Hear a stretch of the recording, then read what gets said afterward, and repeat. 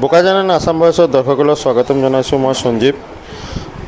আহক আজি আমি যাত্ৰা আৰম্ভ কৰিছোঁ অমৰনাথ যোৱালৈ। আজি 1 জুলাই দুপৰীয়া প্ৰায় 11:45 বজাত ডিমাপুৰৰ পৰা শ্ৰীনগৰ অভিমুখে আমি যাত্ৰা আৰম্ভ কৰিলোঁ।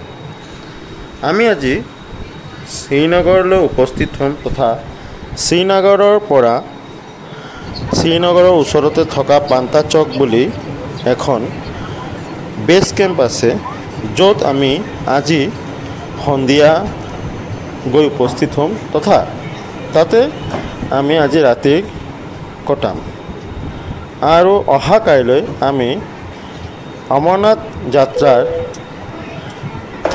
বেছ কেম্প আৰু এটা বালতাললৈ গৈ উপস্থিত হ'ম। আহক আমি উৰাজাহাজৰ পৰা এক মনোৰম দৃশ্য উপভোগ কৰোঁ। বোকাজানান আসাম ভয়েসৰ দৰ্শকসকলক স্বাগতম জনাইছোঁ। মই সঞ্জীৱ। আহক আজি আমি যাত্ৰা আৰম্ভ কৰিছোঁ অমৰনাথ যোৱালৈ। আজি 1 জুলাই দুপৰীয়া প্ৰায় 11:45 বজাত ডিমাপুৰৰ পৰা শ্ৰীনগৰ অভিমুখে আমি যাত্ৰা আৰম্ভ কৰিলোঁ।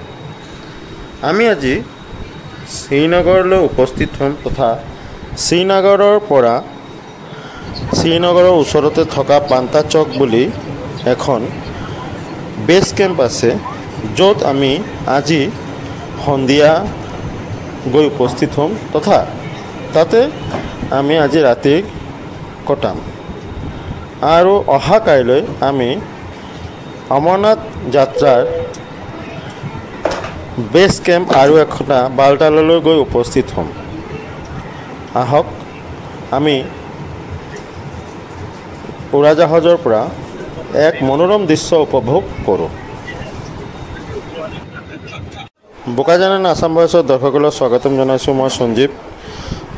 আহক আজি আমি যাত্ৰা আৰম্ভ কৰিছোঁ অমৰনাথ যোৱালৈ। আজি 1 জুলাই দুপৰীয়া প্ৰায় 11:45 বজাত ডিমাপুৰৰ পৰা শ্ৰীনগৰ অভিমুখে আমি যাত্ৰা আৰম্ভ কৰিলোঁ।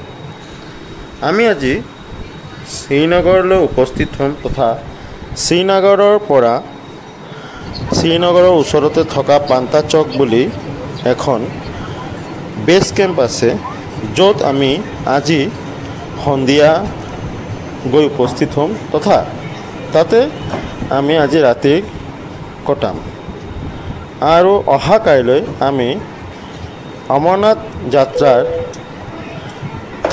বেছ কেম্প আৰু এটা বালতাললৈ গৈ উপস্থিত হ'ম। আহক আমি উৰাজাহাজৰ পৰা এক মনোৰম দৃশ্য উপভোগ কৰোঁ।